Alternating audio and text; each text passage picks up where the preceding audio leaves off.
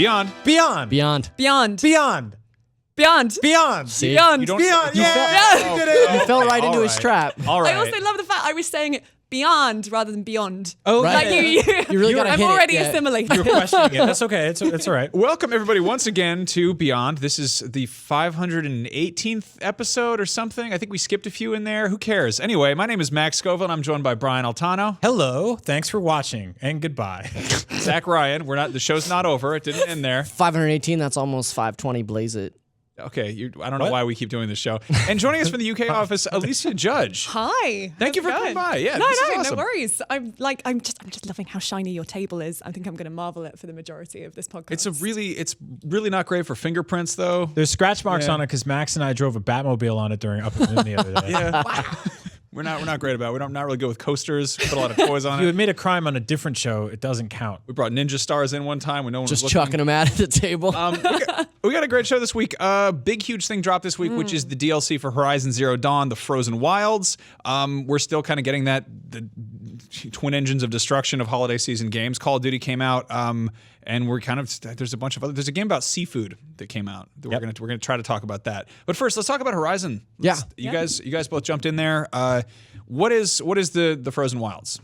So the Frozen Wilds is the expansion that was revealed at E3 earlier this year. The follow-up to obviously one of the best games out this year. Probably the premier PlayStation game to play this year. So it's basically, you'll probably agree with me on this, but it's more Horizon, which is great if you loved Horizon, which I did, and you did as well. Yeah. So, yeah. And I think, to be like completely honest, I was like, okay, like Assassin's Creed just came out. I'm playing Mario. There's a new Wolfenstein game I want to play through. Like, I heard the Call of Duty single player is really cool. So I had a literal stack of games to play through that is new and fresh and exciting. And I was sort of like, I don't know if I want to go back into Horizon. I adored Horizon. I put 55 something hours into that game. I almost hit the level cap. Just collected almost literally everything in that world. Just tore it apart and adored it.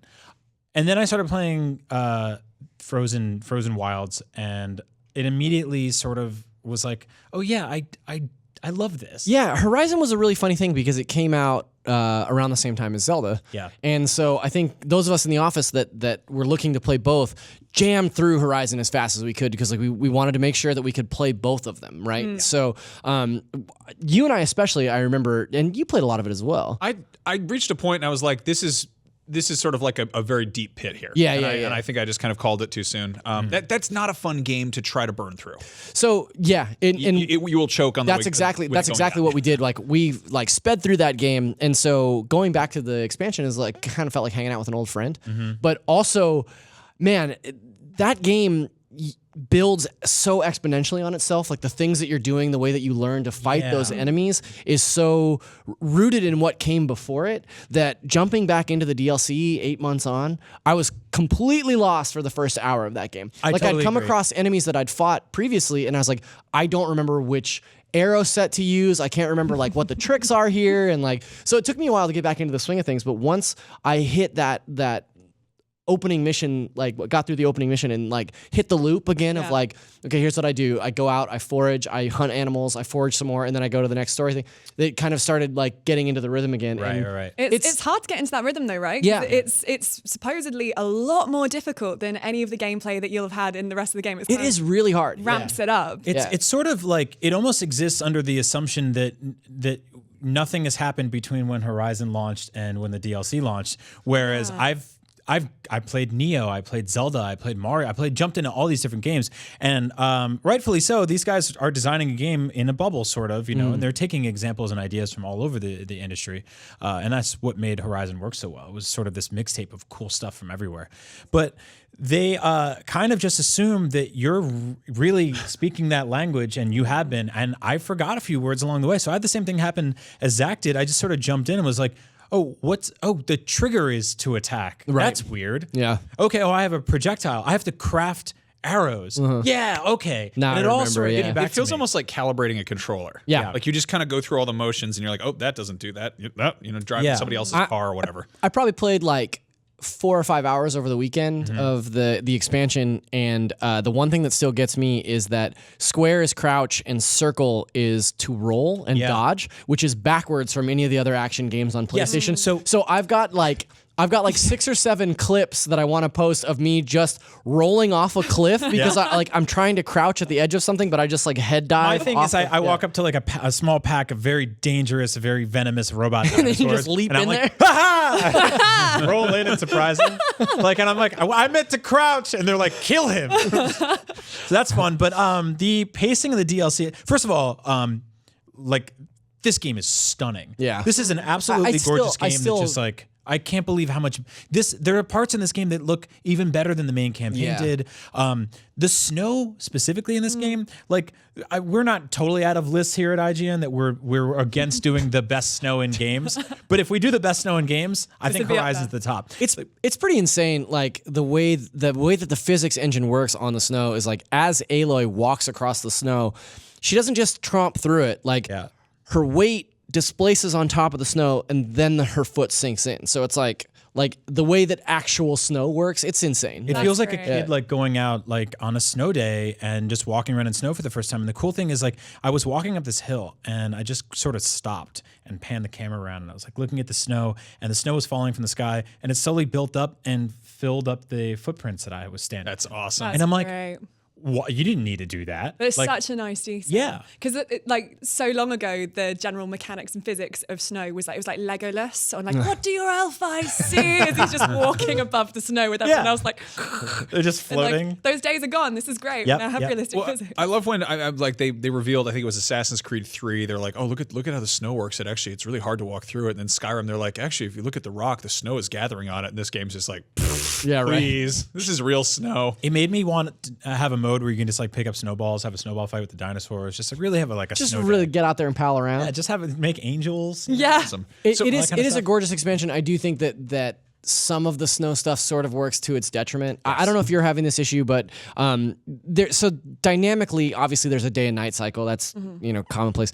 But there's also the snow flurries increase dynamically. So occasionally, you'll just be walking through somewhere and a snowstorm will just kick up. And if you're playing at night and there's a snowstorm, it's nearly impossible to see anything. So it really impedes the way that you play. And it's happened to me a couple of times where I just like set the controller down and go do something else or look at my phone for a while because it's like, I don't want to even try to play when I like your reticle. So it's just like the rain and Zelda kind of. Sort of, yeah. Kind of sandstorms and Metal Gear. I was about to say, a lot like your Metal Gear reticle Solid is 5. white, like the thing that you aim with is white, and you're in an area that's entirely snow. And maybe you can change your reticle color. I actually haven't checked because the HUD in Horizon is obviously super customizable. Yeah. But it's kind of annoying because like I keep losing track of my reticle. So yeah. I will say, on a like technical level, getting into the DLC itself was way more frustrating than I thought it had any right to be. You basically have to find one of 3 characters who are hidden around the game. There isn't really just like, it's not like in Zelda where you just hit the button for master mode and jump in. And so you have to talk to this guy outside of Meridian is where I went, and he had a little blue icon over his head. Zach had to help me do it. Like I was I had to 5. send him a screenshot. Like It felt like reading Nintendo Powers when we were little kids. And he was like, you got to go up here and you go over there. And then all of a sudden you walk up this huge hill and then a logo pops up and it says Frozen Wilds. And you're like, okay, I'm here.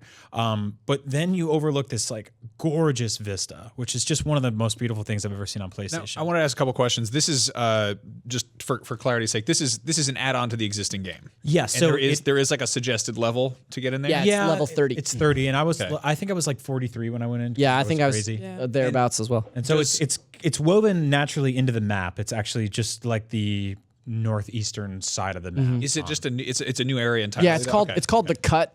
There's an entirely different tribe called the Banuk that live in this area, and like the impetus of the side, like the DLC itself, is that trade routes have been people on these trade routes in the Banuk tribe are getting attacked by these like crazy powerful monsters, and so obviously Aloy is going to go and investigate like what's up with that. So, but Brian's right. Like it was really difficult to try and track down where, because I mean, a lot of like The Witcher has this kind of thing too, where it's like you have to go to a certain signpost to find the side quest that opens up Blood and Wine, right? It's like little things like that, and they actually might remedy that. One thing that we should say as a caveat to any of this conversation is that there is a big day one patch that drops with this that we don't have access to yet. Oh yeah, so they might just drop those icons on the map. And I think pacing wise, Zach and I are both playing it and sort of playing it a little differently. You're doing a lot of side quest stuff. I'm sort of mainlining it. Yeah, that's exactly what I did with the base game. I really love the gameplay in Horizon. I kind of got criticized when I was on Beyond back in February or whatever when the game launched because like I don't really care about the story. Like I think it's fine. I'm with you, honestly. Yeah, I mean, it's not mechanically, really what I'm there for. yeah, mechanically, like the combat systems, the loot, like the way you upgrade and collect weapons, like super fun, and I really love that loop. So yeah, I've done a bunch of side quest stuff. Yep. That's interesting because when I played Horizon Zero Dawn, the story is what hooked me. Oh, really? And I loved the idea of this world that was post-apocalypse and Yes. like the environmental storytelling and like, you know, when you first go down into those caves and you get like the voice recordings of all the people who live there and things. So, I mean, when I first heard that the DLC was 15 hours set within the main campaign, and actually if you go into it after completing the game, it's before the final mission. Yeah. I was like, how does that make sense? Because why would Aloy go off for 15 hours to a separate part of the map? So- for a Why would different- Aloy Video collect games. Yeah, because Why would video Aloy games. spend 100 hours So there's collecting a- coffee mugs? Because she wants that platinum trophy. That's why. They actually address that like very briefly at the beginning of the Frozen Wild because as you're working your way northeastern onto the map, I forget the dude's name that's like Silent. Yeah, Ricky. he Not right, Ricky, I lied. Ricky. I'm lying to you. He comes over your focus and he talks to you and he's like, "Hey, I don't really know what you're doing, taking this like." I can't really tell like why you would go and do this thing now, but of course Aloy, because where you're you Aloy, going? you're gonna do whatever you want. And she's like, "Yeah, I'm gonna go check this out." So they kind of address that narratively. And another thing that I really like that they do in this Classic expansion is. So I went through and collected all the like the batteries for the power armor, Yeah. which makes you like like nearly invincible at the end of the game. Right. So it's armor that absorbs every hit that you take up to a certain point and then has to recharge, right? But one thing that's really smart that they do in this game or in this expansion is that even if you have that armor, there's these towers that send out signals that render that armor useless. Like it's just any other That's a cool armor mechanic. for like a certain reset amount of time. So it's really cool. Like, yeah, it's you'll a- be fighting an enemy and you'll see this like purple wave pass over you and then your armor just shuts down. Yeah, So, it's a very smart way to sort of buff the fact that you're probably way too high level for Yeah. most of this. If Yeah, you- I'm if like you played 11 it. levels over. Yeah, same. And so like a lot of the early combat encounters that I've had with some of the enemies, like I tore through once I got my bearings back Right. and figured out how to play.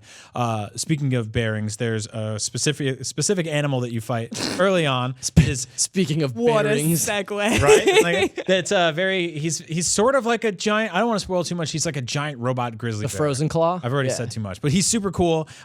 You can bypass him, or you could just like beat the hell out of him. And I Yeah. did. I got in like this good sort of combat loop where I was able to kind of dodge roll and then come back and stab him, get those critical hits and stuff Yeah. like that. And it just feels awesome to take one of those things down. And of course, like Horizon, like those things increase and get bigger and bigger. And there's a bunch of new enemies in this area. There's a bunch of new weapons. There's a bunch of new side quests and stuff you can do. Like Horizon, though, I think that like the game kind of loses focus when you get indoors. And so I walked Yeah. into a couple smaller environments that had a bunch of sort of like kind of Ocarina of Time style like light puzzles where you have to rotate these discs and like line up lasers and stuff. And like that's fine, but I'm not really there for that. I'm there to fight, you know, Decepticons and stuff like that. So The two enemies that they introduced right off the bat is like this giant bear, and then there's this this huge tiger looking thing that shoots fire. And I really like they're really difficult. Like you have to fight them in a different way than you fight any of the other monsters in the rest of the game. And B, they're both elemental monsters. Like they're both one shoots ice and one shoots fire, and that's something that I think that the base game had a little bit of, but didn't really delve into. So like now, as you're playing this game, you'll get a lot more things that let you craft like fire potions to like or ice potions to protect against those two elements, which I think is really cool. It adds another layer to the combat. It sounds great. It sounds like they've added a lot mechanically, and that's awesome. That's what you want from DLC. But as long as they, on top, layer more lore and kind of like Yeah, there's story definitely and more of that, characterization, because you know, focusing on the Bannock tribe is awesome. I don't know if you guys did the same as me, but like I did all of the Bannock collectibles in like I did the first too. game, and like to actually find out who are these guys that were painting massive symbols on the walls, and like Silence, when you look at all of the modifications he's got in his arms, like where did that come from? There's so many questions that we didn't answer. And yeah, no, I wasn't joking about collecting all the stupid coffee mugs. I did that. I don't know why I did that in the game that's about robot dinosaurs, but I'm like, there's coffee mugs. I must find them. They're broken. You really, can't even drink. Secretly, out of them. Aloy just had this terrible caffeine addiction. Just all of that mountain climbing. You said one of the things you wrote here in the notes, which I guess I didn't notice, but you can pick up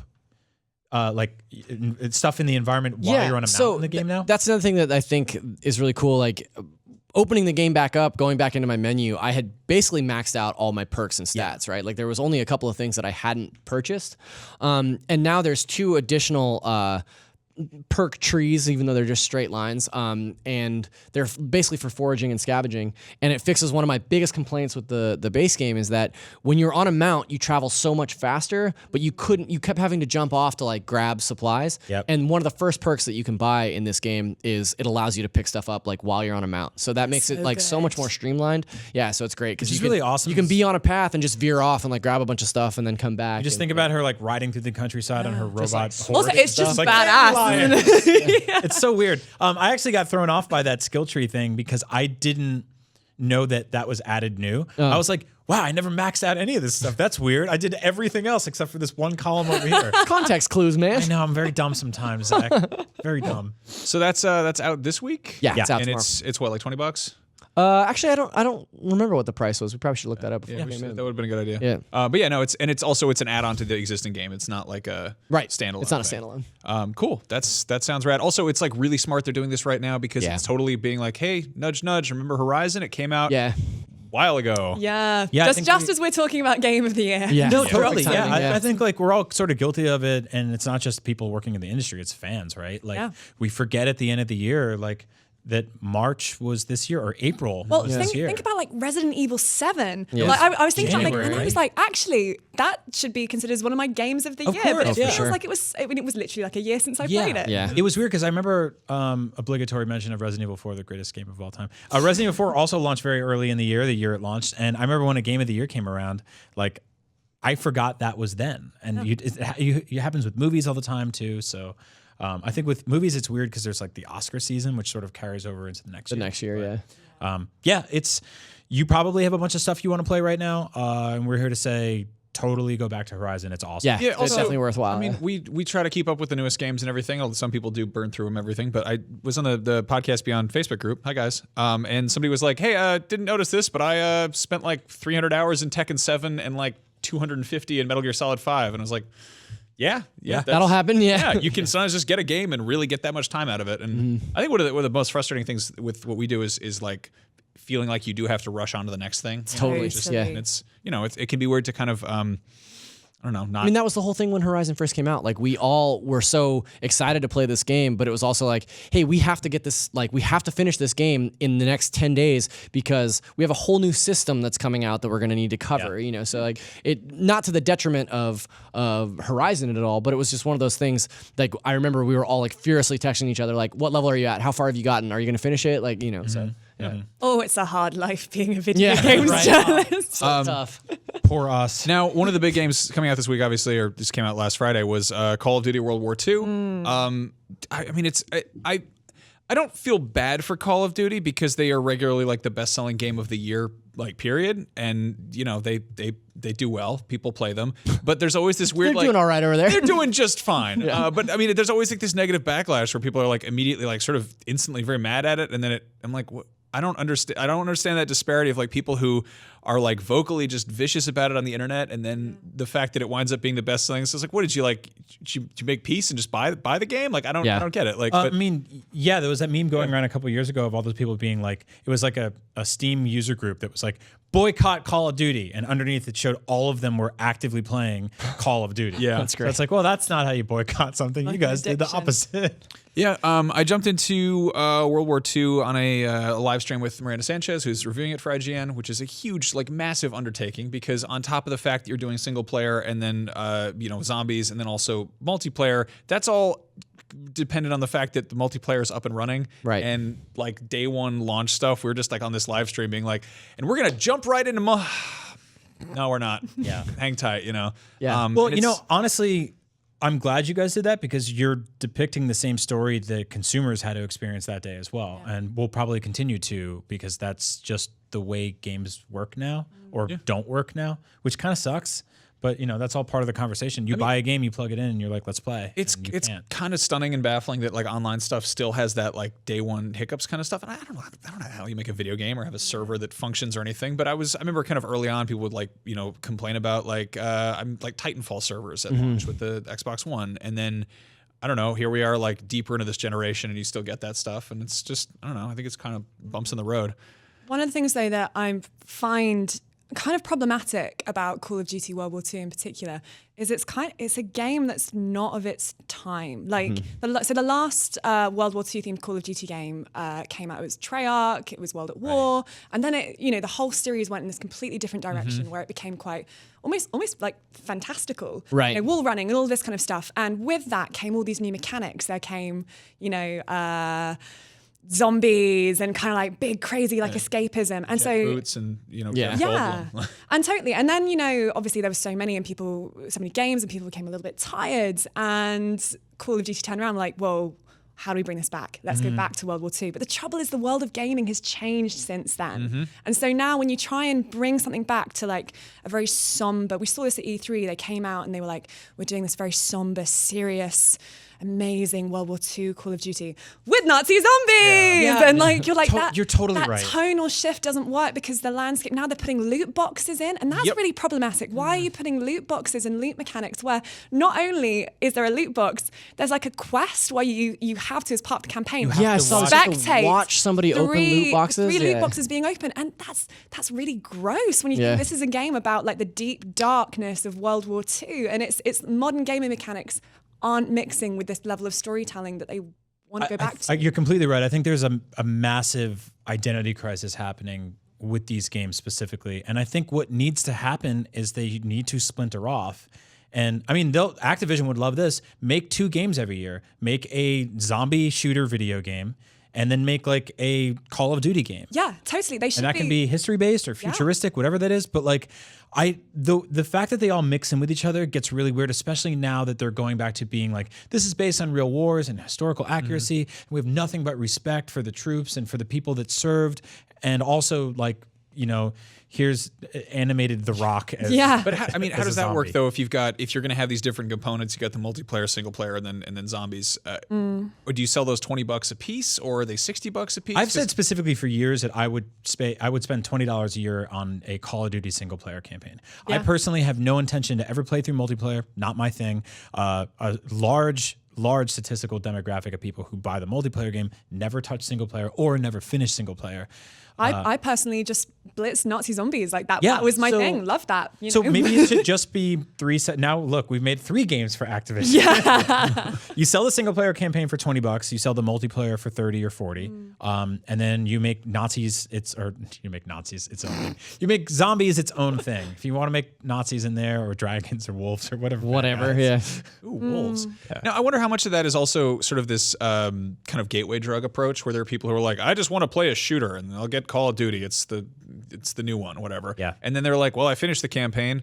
What next? And then they see there's these 2 other modes, and then they're like, they get hooked on multiplayer. They make some friends. That becomes part of their loop. And then I'd be amazed if even 10% of the people who buy Call of Duty play through single player and then go, oh wow, there's multiplayer. I would like to see the attach rate on something like that. Like, so when you think Call of Duty in like a modern sensibilities, it's multiplayer. It is frequently futuristic stuff, and it's typically console-based stuff first. You look at the first Call of Duty game, it was about single-player, authentic World War II action, and it was a PC exclusive when it first launched. And it's kind of crazy to see how far it's kind of like gone full circle from that, and now it's like... And I wonder how much of the decisions that were made for Call of Duty World War II were kind of not the developers, but kind of just the studio saying, oh, here's like the mechanics that we need to implement, like loot boxes. Sure. And then that's where the tensions come from. Because for instance, there's a scene within the game where they kind of pay attention to the Holocaust. So like, we can't do a World War II game without examining this material. Right. And they go through, and the way that they do it is they go through like a burned out kind of concentration camp. In the aftermath. And Michael Chandri, who's the head of studio for Sledgehammer, was like, the reason that they did it that way and not showing kind of like a concentration camp in action is because the technology's not really quite there to really show off fully rendered like the horror of what a concentration camp would be like. And they thought it would be quite cartoonish. So when you've got that level of sensitivity to like a particular scene where they're like, how can we tell the story in a respectful way? But then at the same time have like, I don't know. I don't know what decisions were being made and by who. From the same franchise that did like, press X to pay respects, basically. That's. I think that's there has to be. I think you're right. Like if you're going to attempt. press square. This is a PlayStation That's true. show. I'm sorry about that. Hey, there's an X on there. There's an X there. Yeah. You're not jumping on the coffin. Some people pay respects differently. My son, this got bad. See what you did? Yeah. But like, I think because we always talk about this, but like video games are an intersection of art and business, right? Yeah, totally. And when Ken Burns makes a documentary, Activision doesn't come in and go, can you add loot boxes? Can you add microtransactions? Like, Yeah. he just gets to make his thing. Oh man, but they'll have one of those PBS telethon things where like, and just That's one true. moment, would you give us money and we'll get you a tote bag or Those whatever? are microtransactions. Yeah, exactly.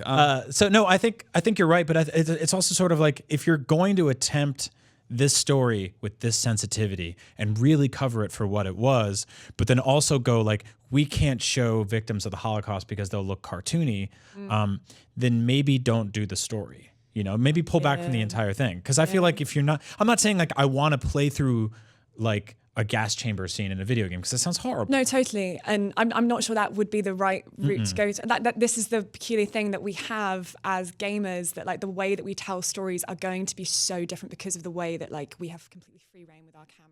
And then when it becomes actually experiential and you're the one doing the things on screen, that's why, this whole debate over the David Cage Detroit trailer. Yes. And like why that is so problematic is because that scene shown of like domestic violence on a film is a very different experience to the one where you're making those decisions. And like, the same goes for a game in Call of Duty in World War II. It's like it's just, it needs to be treated differently. I had a film studies professor whose whole thing was like, can you make an anti-war war movie?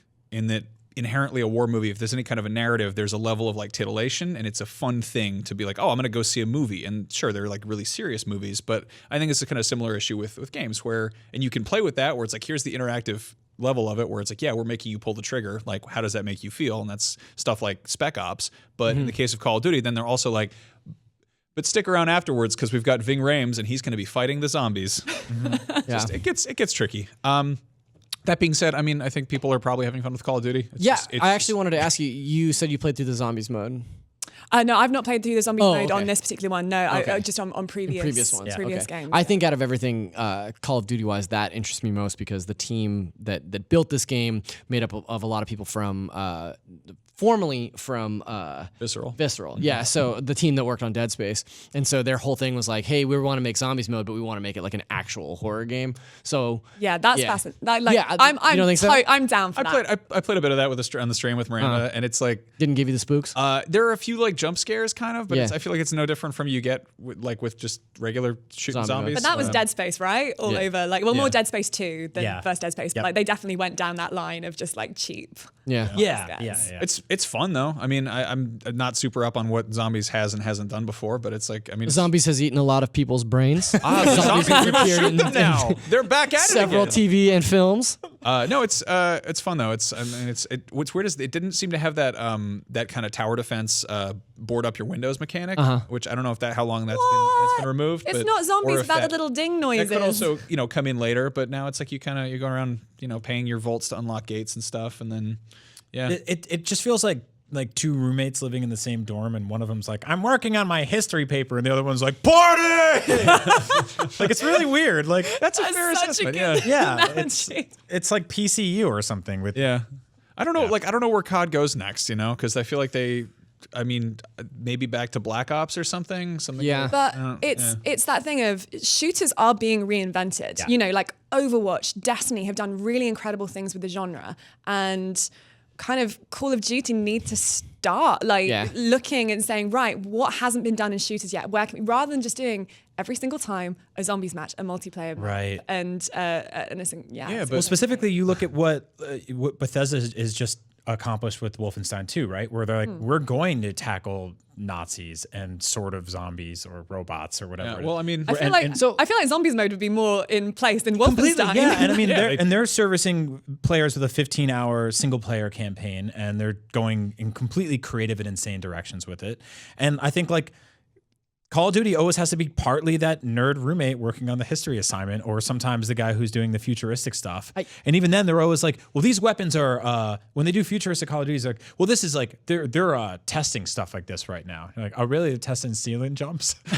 You're working on that right now? Gravity boots. I want to see that film. I think that as historically accurate as any studio wants to get, like Treyarch, Sledgehammer, whoever is developing Call of Duty. There's no way that Activision will ever look at a game like Call of Duty and see the mountains of money that it produces every year and say, hey, you know what?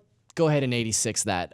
Go nuts. player. Go crazy. Yeah, No, like, exactly. you know what? Go ahead and take everything out and put in a bunch of stats and make it an RPG like Destiny. Like they already have that. You know what I mean? So I think that Call of Duty is sort of painted into this box where it's like, this is what that game is. This is like, and ultimately, I don't know. I can't speak for Call of Duty fans because I haven't played a Call of Duty in probably 5 years, but that's what the people that buy it every year, that's what they want. They're like, I want to play an 8-hour campaign. I want to play a ton of multiplayer, and then I'll check out zombies if that's what I want to do. Do you know what? You're so right. That actually taps into, there's like a concept that we see in cinema so much where the higher the budget, it's like a ratio. The higher the budget, the more terrible the film is likely to be because like high budgets are propped up by shareholders. And the shareholders look and say, well, we'll give you your money, but we want to make sure that we're getting a definite return on investment. So it's got to have this, this, and this, and this, and this that we've seen that cinema audiences like. So actually what you get is a very vanilla, very repetitive form of film. And I think this, the same happens in games, and that's what Call of Duty's had. I mean, that being said, I think Call of Duty,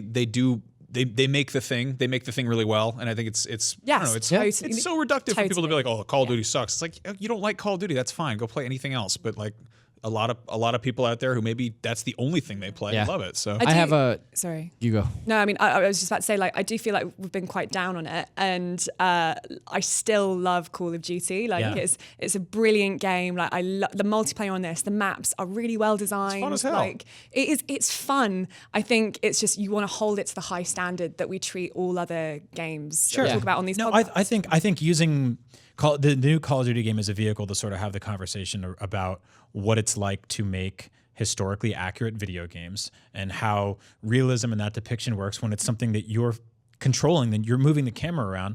I think it's like a totally fine conversation to have. And if that makes us come off as too critical, then I'll remind people like this game is getting great reviews. It'll sell millions of copies. Everything will be fine. They'll make Call of Duty until we're all dead. And then they'll make Call of Duties about all of us dying. Well, we come back as zombies. But minus exactly. Nazi. But I think it's worth having that conversation. And I think you brought up Overwatch. Like that is another interesting part of it all, right? Like hero shooters are doing really well. Maybe that goes there. Activision specifically had multiple franchises that we thought would never go away, and then they did. So things change, things ebb and flow in the industry. The wheel turns. Yes. So on the subject of big, huge AAA franchises that historically have been way too annualized and are in fact controlled by shareholders, Zach, were you setting me up for that one? No. Okay, well that's a really good segue right there. I've been playing Assassin's Creed Origins and I really like it. Yeah, this is a phenomenal game. This is a game that I mean, I'm so happy Ubisoft like took time off and just let this one bake. Also, we were joking about how like Call of Duty would never be like, let's just swap everything out and make this an RPG. Like they straight up made an RPG. I know, It's ridiculous. So I'm like, I was just kind of in a funk this weekend, and I was like, I just want to play something that's like not brainless, but a little bit like won't push back as hard, so I can just kind of like basically just be sloppy. Like I just need to cheese a game right now. I just want to be somewhere else and explore it. And like it was, I turned the difficulty down. I was just jumping around and riding camels and like, just I'd be like cats. Yeah, I'm like, I'm gonna stealth into this outpost, and they're like, hey, there's that guy, and I'm like, ah, crap, and then I kill him with a hammer, and I'm like, okay, I know that I can be better at games, but I just didn't have it in me, so I was like, I'm gonna enjoy the sunshine and the flamingos and the hippopotamuses. I love the idea that these like ancient Egyptian guards would be like, hey, there's that dude again. What's he doing here? Go get him. They're like weirdly colloquial in a lot of ways. Like according to Zach, they talk like my cousins in Brooklyn. Yeah. Hey, there's that guy. He built that friggin' triangle house. Hey, look at that. The pyramids are almost done. Really coming along over there. What's wrong with that cat man's face? He's got a broken nose.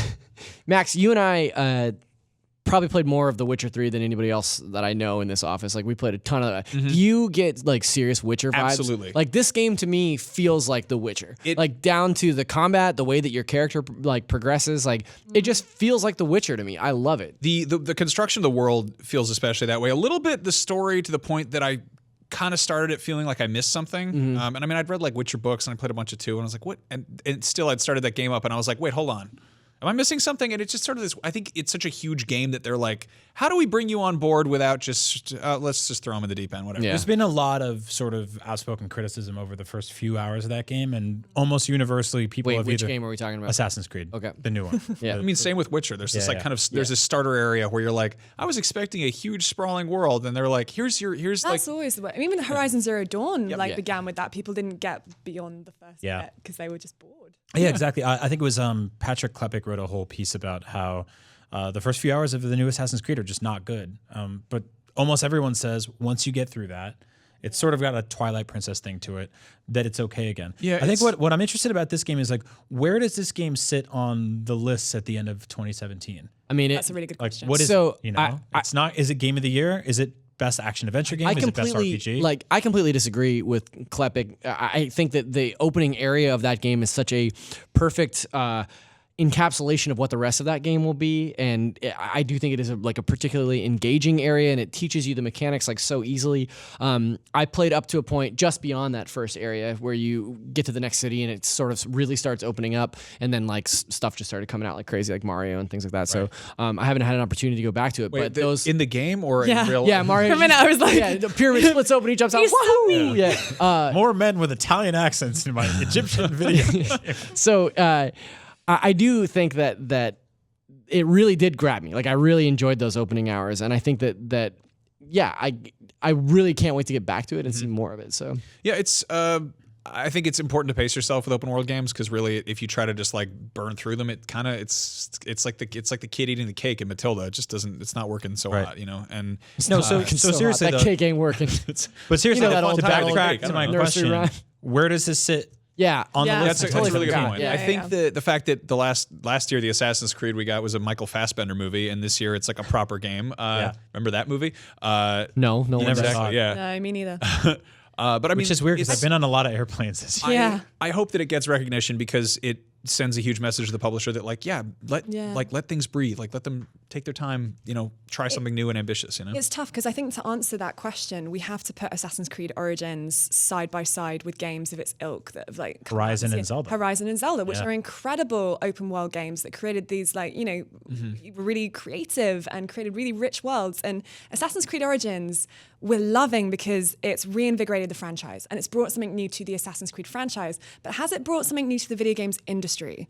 Like that's the Exactly. question that if it has, It's a then really good going way to of putting it. I mean, yeah. I like it because it feels like more Witcher 3 and it feels like a little bit of Far Cry, which I have to wait a few months to get more of. And then there's like elements of, I mean, there's the kind of hints of Zelda, but it's like, is it really new or is it familiar? You know? Yeah. And it's definitely by no means a bad game at all, but I totally like, yeah, I don't really see this being on Game of the Year lists exactly. Well, I feel like in a different year, I think it will get like some nods of Absolutely. respect, but of course, yeah, and it'll sell great. But in a different year, I think this, you know, had this next year. There's no new Zelda game. There's no Horizon game, as far as I'm concerned. Horizon, starring an owl.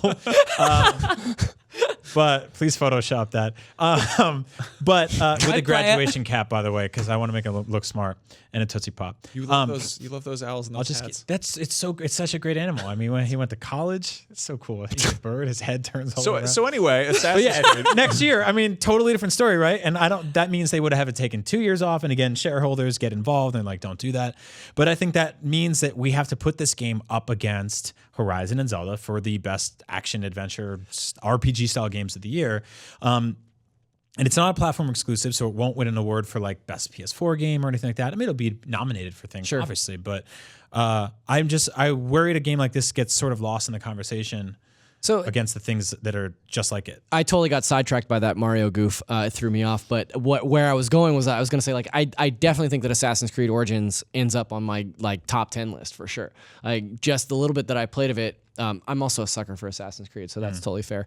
But I do worry that in the same way Syndicate kind of got swept under the rug, that this game will have a similar situation. You know what I mean? Like they're this year especially, it's just been an incredible year for games, top to bottom. One of the best ever. Yeah, Probably so the best that I've ever worked. I think that even if you're in the upper echelon, like the best of the best, like there's still 5 or 6 games above Assassin's Creed this year that are like, yeah, Assassin's was good, but man, Zelda did this and Horizon did this. And so like, yeah, I don't know that it'll be on a lot of outlets game of the year list, or that we'll see it take the top prize. But like definitely when it comes down to like time to vote, it'll be on my list. It's a great problem for people who love video games to have either way, right? The funny thing is, I actually feel like the thing that would have really put it above the competition is not launching until January, which is their historical mode. Right. Like I kind of wonder if they'd have excited launched for that that. now, would we be having a different conversation? Because that's going to be amazing. Yeah. Like, So it's I'm such a miss so that it's not in excited VR for that. though. Like Yeah, that, I mean, Yeah. that would be incredible, Yeah. wouldn't it? Let me go in a pyramid in VR and look around at stuff. Yeah. I feel like I don't know. It's far enough off that maybe they'll be like surprise at PSX. that could be cool. Would make sense. Yeah. But I mean,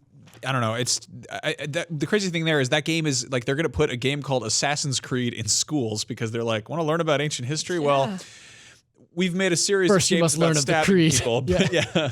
But that's what's so interesting. Like, of course, something like that's now being taught in schools. It's like changing the culture of gaming and the gaming landscape. That's game of the year worthy. That's better than- It's I just mean- that's not coming out till 2018. Exactly, yeah. Like when we were young, we had like Oregon Trail in schools, and it was like, oh, half my Oh, I family will love die in a that river. game though. They don't even show I it. love They that just game, describe too. it. They're like, your friends are all dead. You're like, well, what was it? Gross? Yeah, your wife has dysentery. down? I Do mean, you have that any was like graphics. There's that like was an orange ox there. in terms of video games you play in school. That was, I would say, equally bleak.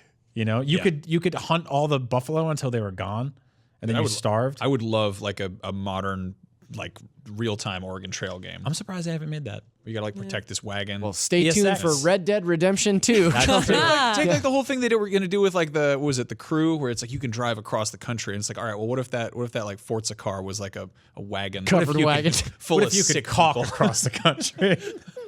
Basically, I want the least fun game ever. Billy drowns in a stream. So here's a weird piece of news. Trophies can now earn you PSN money. What? Yes. Click here to find out more. No. So yeah, I didn't actually add this in here. Do you guys know the details on this? It says 100 silver trophies get you 100 points. 25 gold trophies get you 250 points. 10 platinum trophies get you 1,000 points, and that 1,000 points get you $10. So that's not So really. you effectively cash out, like you have a bunch of trophies, and you still have the trophy. They don't take them from you. Sure, yeah, but They didn't like run out of gifts of the trophy. Like, yeah. Oh, you're missing the most important part of this statement. Oh yeah, sorry. Not retroactive. So Oh no, that's also U.S. only. okay. Well, that's the other part too. So anything that you've earned in your PlayStation career doesn't count towards So if your you're cashing sitting there out? listening to this in your car and you're like, I have 50 million, like no, you have zero, like No. everyone else. But you so I guess there'll be a predetermined era in which you Sure. can just get in there and get some points and get out. As a dude that has never cared about collecting trophies in any games, I can't say that $25 really gets my motor running for this thing. Like, I Sorry, don't it's think- actually 10. Sure, for- but I mean, like, like that's assuming that in my whole lifetime I've collected enough to reward me 2,500 points. Oh, sure, right? sure, It's yeah. like that amount of money is like, sure, I guess. I kind of it's like fine. it, honestly. I think it, like, as somebody who I weirdly lock into like 1 or 2 platinum trophies a year without Yeah, really remember thinking about like it. last year you did Far Cry Primal? Yeah. You came back after a weekend, you're like, Platinum Primal. I was like, what the hell You know, for? my sort of like my understanding with it is when I get into a game and I'm playing it, I'm really enjoying it, and I kind of look up at the trophies and I'm like, oh, I'm real close anyway. Just finish strong. I get in there. But when I look up, I don't ever look at trophy lists at the very beginning because then it will determine the way I play. But if I'm playing and just sort of naturally through the course of my actions, I'm that close to getting a platinum, then yeah, I'll finish. It's like a pleasant surprise. I think that's the way that trophies should be. That's the way it should be Like, because then it's sort of it is not defining the way that you will interact with this video game. Because I think that like if I do that, I'll start a level and I'll be like, oh, I have to punch 25 honey badgers in the head. Like I won't do the story. I'll be out there punching those honey badgers in the mouth. You know? I like to use it as a really, really inaccurate indication of how far into a game I am. Yep. So I'll be like, oh, I played for 8 hours, and it's like, oh, 2%. I'm like, well, I'm only very small. I'm a 50th of the way through this game. So makes you feel very small. What I want to know is like the Podcast Beyond fan that can make the most money during this time that we haven't actually told you. Get out what there, time do is. the math. We don't know actually. There might be like a deadline here. I don't know. It's just it's sort of an odd thing to announce at this point in a console life cycle or in the history of sort of trophies existing out there. Can I ask, yeah. sorry, who's giving this money? Like, who is this incredible benefactor? Shuhei Yoshida. Yeah.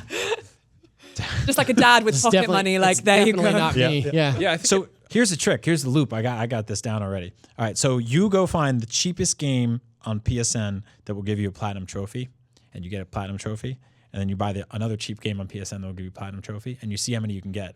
You're there's this playing whole- only bad games, probably. Yeah, there's this whole subculture of trophy hunters that will purchase games that have easy platinums that are like, oh, I just love collecting trophies. So Oh, like, with that mayonnaise jar game? Yep. sure. Do you know about that one? No, Do you know about the mayonnaise jar game? they have that over there. We did a let's play. That was good. That was not, it was not a good game. So no, it's basically just like a clicker game, but it's just like a big mayonnaise jar, and you just tap on it with the X button or square if you want to jump on it to pay respects. He's really pounding that mayonnaise jar real good, and all these things will pop up, and then by the end, it's like you got a platinum trophy, and the game's like $1. I think they pulled it from PSN. I think they did shut that one down. The whole thing was like it would keep telling you like good work, great job. You're just like tap tap tap tap the mayonnaise and like Because like that'd be crazy if you could like- get that game for $1 and then you get $10 for it. Or no, you need 10 platinum. You need like 10 it's not a mayonnaise. good. You would probably get $10 faster as if you just started getting like free couches on Craigslist and looking through them for change. That Yeah. sounds like a weird game in and of itself, but I don't know. Yeah, somebody make that game. That sounds good. What could There go are wrong? way better ways to make money, but Cat bites. you can still make money like this by really jamming on that mayonnaise. jar.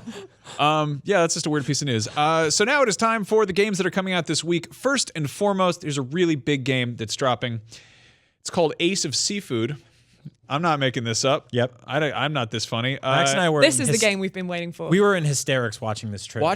dig up the trailer because it looks like a recent Gundam game. If all the Gundams were like deep sea fish, not even deep sea, like a lobster is in there. They're not robot fish. They're just regular fish. They're just shooting lasers. Yeah, out but, there. but they've got like insane. reticles and they've got like all these levels and there's like numbers flying around and lasers shooting all over the place. You're like, what are the fish doing? I feel like this is definitely a game that started in a pub. Yeah. Like there were two Yeah. developers sat there. What should we do? Just attach some lasers to some fish. What could go wrong? I watched the trailer and I was like, is this what's going on under the sea when we're not looking? A very different version of Little I mean, the Mermaid. ocean is a terrifying place, It so I is. wouldn't put it past the Don't ocean to have some. ever go down there. So here's actually the official copy. This is from the PSN blog. Quote: You can now openly admit to the desire we all share to become seafood. Because Ace of Seafood is an action game where you scavenge the depths of ocean, not the ocean, of ocean, while battling other life forms and increasing the strength of your own forces. Thank God, I thought I was the only one who know. yearned to become shellfish. Well, we can all insane. openly admit the desire we all share, which is, anyway. to become the Laser seafood fish. in ocean. And now, kind of close tie for probably going to sell about as many copies after that awesome pitch we just gave it is Need for Speed Payback. No, I'm kidding. This game is inevitably one of those games that people are going to be playing. I just have not heard a peep about it since E3. Yeah, I feel like every time that there's an info drop or anything about Need for Speed, it's the same demo that we saw at E3. It's that same heist We sequence. did one at Gamescom Which is an too. amazing Yeah. sequence. Yeah, it's incredible. But, yeah. Like I'm not a racing guy, and like that sequence alone was like, oh, I'd check this out for sure. Yeah. But it's supposed to be coming out really soon, right? So where's the rest of that game? Yep. I feel sort of bad for this game in that it lives in this odd space kind of in the shadow of Forza and GT Sport, Yeah. which are both like, hey, GT Sport has VR support and it runs on the PS4 Pro, and Forza's like, hey, here's the Forza 7 or whatever, and for the Xbox One X, it just looks like literal actual cars driving around. And then this is like, we added a story, and it's sort of like, vroom, you like, Yeah. they kind of. See, I think this is like way more my speed. Because this is just like a big cartoony action game Yeah, where it's you like- can just It's Burnout meets Yes. Fast Yeah. and Furious. yeah, and I loved Burnout at the 360 launch. Like even that demo I played like 2 million times just trying to do that car crash over and over and over. It's so much fun. But I don't really connect with a lot of the more simmy sort of like video game driving franchises, but this is the kind of thing like I'll totally play for a week and you know, get that platinum trophy, get that $10, buy that mayonnaise game, buy 9 more copies. Yeah, I'm honestly really curious about it. They had that Need for Speed like last year that was like live action or something, and they had, I don't know, that didn't seem. Oh, the movie with Aaron with Paul? Aaron No, it was the like the game that was sort of tied into the movie almost, but not really, and it looked cool. The cars you're were talking about. fast, but made anyway, that up. no, I didn't make that. That was a true story. invented it. All right, anyway, we talked about how mayonnaise. Horizon was a great game that came out earlier this year, and that people might have forgotten about it, and you know that they should get the DLC and remind themselves. Another big game is Neo, which is getting a complete edition. So if you passed on this and you're curious, or it looks like the kind of thing you wanted to check out, this is of course the wonderful like 7 months later. Here's the complete package. Here's all the Samurai DLC Dark and all the Souls, yeah. yeah. So I played this awesome. game a lot of it when it came out. Like probably up to about halfway, and Was that then like March? like February, yeah, Okay. yeah, early, and I'm tempted to pick up the complete edition because of just like brain damage, but also I know there's so much more to that game that I haven't seen. Yeah. Like with the expansions that have come out since, it seems to me like it's one of those games that every year there are a few games that I want to go back to by the end of the year and just check out and like make sure that I complete them for game of the year consideration. And Neo is for sure on that list. Yeah. And so now it's like, well, okay, if this edition is coming out, why not see all that I can see of it rather than just the base game? So like, I'm really interested in this. Yeah, I stopped tracking all the like post-release content and DLC for this game. I'm the same way as you. I probably got about 1/2, 3/4 of the way through Really this freaking game. hard. It's very hard. Such a hard totally, game. it scratched that like Bloodborne Souls itch. Yeah, that I mean, had I this year. love Bloodborne and Dark Souls, and this game to me was harder than both of those. Oh yeah, for sure. The setting was really cool too. I loved all the different like weapons you could use and all the I thought it different. was cool that you could play as Geralt. Yeah, He was kind of. just straight up Samurai Geralt. Yeah. Yeah, that's fine. It was cool. The boss fights got really, really difficult, but yeah, just like a Souls game. But yeah, this game's awesome, and I feel like a lot of people slept on it. So this is a good opportunity to go back. Do you want to know my favorite bit of trivia that I found out since playing Neo? What's that? Apparently, you know, there's that ninja Hanzo that you meet, and he pulls like a cat from his chest. Yeah. And everyone goes, those crazy Japanese Yeah. with their weird kind of just in joke. Apparently, that's not an in joke or a weird thing they did just to be strange. Ninjas used to use cats to tell the time. Yes. Because a cat's eye can be used as a sundial. I knew about that, the way it dilates. You know where Yeah. I learned that? The Where? Ninja Guide and Strategy Guide that Nintendo Power sent me when I was a Why kid. is it with video games and weird ninja facts? It's Isn't that so brilliant. cool? It's I remember reading that as a little kid and being like, holy crap, my cat Are you has a freaked use. out by this? Dude, I've been on Earth for 31 years. I didn't know that about ninjas and cats. Yeah. No, you can Yeah, tell that the really clock from freaks the me cat's out. eyes. So that's why I keep mittens under here. If you were That's like, why I wear a watch. if you were like, if you gave me just like a multiple choice thing of like, which of the following people carries a cat as a watch? There was like a witch, like a ninja, like a pirate, I don't know, like a monster. I'd put be like, Ninja pretty low on no, that list. like, Yeah. I'm like, oh yeah, they're quiet, they're stealthy, they sneak around. Yet my cat doesn't shut up under normal circumstances. You put it in like in my shirt, it would first of all Imagine suck, being this like and then- stealth assassin and you're hanging upside down from the ceiling like, ah, it's my watch, My cover's blown. my alarm. It's like when you were like, I was about to say, I have to take my vitamins now. Ah. I do like the idea of just wrapping a small kitten around your hand and being like, awful. so yeah, you can tell the time by looking at a cat's eyes, according Wow. to lore. Great. So anyway, Neo is the complete edition is out. Also out with weird animal stuff in it is Sonic Forces. This is not getting the best of reviews, though it sounds like it's very much kind of what we expected in terms of being sort of Sonic fan service. It's got a Sonic or a Blank, the animal character creator Right. thing. Yeah, you can make your own. Which is furry. like, I actually kind of want to screw with that. It's Yeah. like Max the Echidna or Woodchuck or whatever. So You can tell the time playing this game too. yeah, you can it just looks look like at Sonic's it's 5. eyes. Yeah. I played the hell out of Sonic Adventure 1 and 2 on Dreamcast. Dreamcast is like one of my favorite systems of all time. Very excited to play Sonic Forces Get off because my I have PlayStation I have show. such You don't have the bad PlayStation taste. passion. I got the PlayStation passion, but before I had the PlayStation passion, I was a Dreamcast kid, and this game just looks had like the Sonic Dreamcast Adventure. desires. I had the dream. Yes, yeah, that's what it was. So yeah, I'm for some reason excited for Sonic Forces. I don't care if it's getting bad reviews. I'm gonna play it on Switch. It's gonna be great. It looks cute. Thanks. Also, my favorite thing about Sonic is always No like, further comment. I legally can't talk about this franchise because I'm not a fan of it, and every time I say anything, I get just people very You mad made at a me. joke about Sonic the Hedgehog on a different video, and I everyone, didn't make that everyone joke. hates it. He That said- wasn't me. No. That somebody else said that Sonic One of his fans friends want to make out said with mean Big thing Cat. about Sonic the Hedgehog. No, I think it's funny. We look at Sonic as like a video game mascot, but Sonic is on pajamas. Sonic is on a cartoon show. Sonic is like mobile games. Sonic is toys. Like it's sort of everywhere. And I think that Sega's like, yeah, I mean, the game's You really still- put that dude in pajamas? Yeah. Does it say I think gotta there's- go to I think sleep? there's like on a gotta go fast to sleep. to bed. So also out this week is Telltale Guardians Episode 5, Minecraft Story Mode Season 2 Episode 4. I hear that's a great spot to jump in if you're just new to the series. Just start with Okay. Right, yeah. Don't do that. That's a bad idea. And then the hottest games of the year, Wheel of Fortune and Jeopardy are hitting PS4. So the Wheel of Fortune game is like damn near a full price game on Switch. Do you know what the price is for PlayStation 4? Because it's like a $40 game. Seriously. Yeah. I'm kind of curious. It's like, I mean, that's How, just like how realistic is it? that's just Wheel of Fortune. I would Why love would you like pay a. I would- that's like a $40? Because you got to first-person spend Wheel a of Fortune. fortune. Okay. Ooh. Well, there it is. Got down to the bottom of that one real quick. There's a bunch of PSVR stuff coming out this week. There's a PS4 game called ATV Drift and Tricks, which is about doing ATV stuff in the sand, and that has PSVR support. There's also a game called Discovery, which is also regular PS4 as well. It looks like a pretty shameless Minecraft clone, but that could just be my vague assessment of a bunch of screenshots that look like Minecraft, and the fact that its logo is in fact a voxel with green on top and kind of sandy colors. Anyway, so if you want to play Minecraft in VR, there's that, or you could play Minecraft in VR. There's one called Ghost in the Toy Box Episode 1, which is like this. It looks like if Sackboy was evil and you had to fight him. I'm unclear how this is an episodic series. And then sounds great. Yeah, right. Looks a little bit strange. And then there's League of War VR Arena. That is a video game title. Damn right. So that's what's out this week, and that's pretty much the show here. We of course are going to be jumping over to our YouTube channel, which is youtube.com/IGNBeyond for Rapid Fire, which is our weird questions and answers show, not always about gaming stuff.